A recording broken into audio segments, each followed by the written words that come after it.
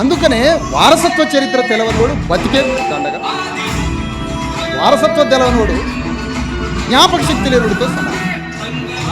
వారసత్వ చరిత్ర నిన్నటి పుస్తకం ఏడబెట్టినో కాదు గుర్తు రావాల్సింది.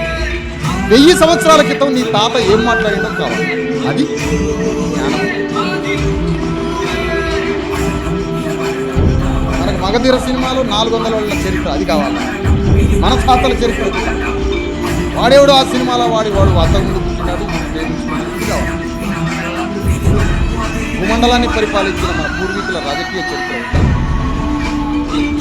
ఒడ్డెర రాజులు, యాదవ రాజులు, ఎరిక రాజులు, ముదిరాజులు, వంశరాజులు, జాంబవంతుడి బిడ్డలు, ఆదిగ రాజులు, మాలయోధులు, మల్లన్న యోధులు, చూద్దాం మనకి